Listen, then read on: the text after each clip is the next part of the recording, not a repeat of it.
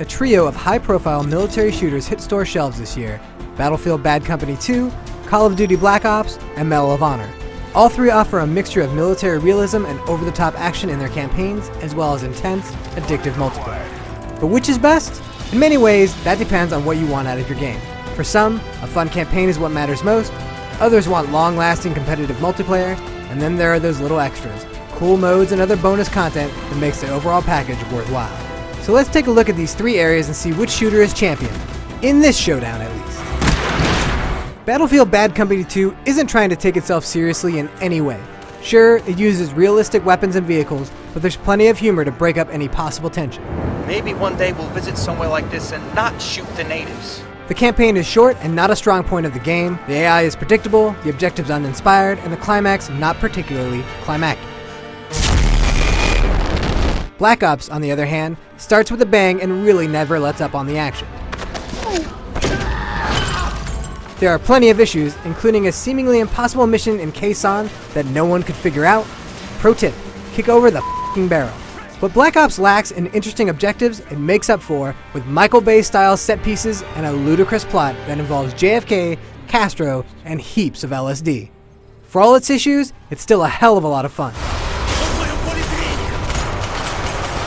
Speaking of not having fun, last we have Medal of Honor. To call the single-player experience a train wreck is a mercy. This thing is a mess with mindless AI, a few mission-killing bugs, and a plot that takes itself way, way, way too seriously. Rabbit, mark the gate for a strike. The Taliban is bad, agreed, but either have some fun or make it so realistic that I feel like I've been at war. Failing either just makes for a very bland experience. None of the single-player experiences are exactly highlights of these games, but by far, the most fun was Call of Duty Black Ops. Short, sweet, and full of explosions. Plus, it has Ice Cube in it because it's a historical piece starring people who once had relevance. We got a tank! Here's where things get interesting. Bad Company 2 offers up class-based multiplayer where teamwork is absolutely essential. While the leveling system could have been more interesting, this is the only game of the three that puts an emphasis on filling a role within a team. Big maps full of heavily armored vehicles and fully destructible buildings make this a winner, even if it can be a haven for snipers at times. For more of the familiar, you can try Call of Duty Black Ops on for size. It takes a lot of what Modern Warfare 2 did so well and adds some extra wrinkles. Even in the objective-based games, teamwork is more or less optional if you have the skill with a gun or are packing a big stick. It's tough to say if forcing people to use in-game credits to buy unlocked items makes a lot of sense, but the weapons and kill streaks are at least better balanced than Modern Warfare 2. And the maps are the best of the three military shooters. Nuketown, we love you. The only trouble is that getting into a game and staying in a party are almost impossible, making what would be an awesome online experience often way too frustrating. I know, sure, save the weakest for last. The best thing Medal of Honor has going for it is its multiplayer, but it's more or less a stripped-down version of Bad Company 2. Fewer vehicles and less destruction in the environments, though the objective-based missions do stand on their own. In the end, Medal of Honor's multiplayer feels like 75% of Bad Company 2 with some heavy influencing from Call of Duty. So why bother when you can buy one of those other games for the same price? Saying it's a toss-up between Bad Company 2 and Black Ops is a cop-out, so we'll give the nod to Battlefield, because it's doing something more original and refreshing. And when you have a full squad cooperating, it's a far more rewarding experience.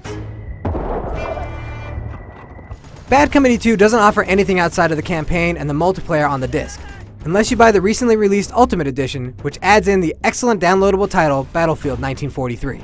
Not exactly the most impressive package. While the original disc didn't offer anything more, there's been plenty of worthwhile post-release support. If you bought Bad Company 2 new, you got VIP access, which now has brought you 7 free updates. Also incoming is the fully featured, totally awesome Battlefield Vietnam multiplayer expansion pack. Hats off to Treyarch for packing Black Ops to the brim with content. There's a ton of stuff to do outside of the campaign and competitive multiplayer, including a Left 4 Dead style cooperative zombie killing mode starring JFK and Richard Nixon. Tricky Dick is a motherfucker with a shotgun. There's also an incredibly cool retro top-down shooter called Dead Ops, and a computer you can hack into and play Zork. Yes, Zork. It's a text adventure. Aren't the graphics sweet? Medal of Honor offers no bonuses unless you count being able to give your character a beard some sort of extra. The only decent bonus is that owners of the limited edition get access to the Battlefield 3 beta, which will be launching by August 2011. Something to hold out hope for. This one isn't close. Not only does Call of Duty Black Ops have far more than Medal of Honor or Bad Company 2, but the bonus features are actually the best part of the game. Dead Ops could be its own downloadable title, and you get it for free. If we figured out anything, it's that Medal of Honor pulls up the rear of this little military choo-choo train. The choice between Black Ops and Bad Company 2 really comes down to the importance of competitive multiplayer.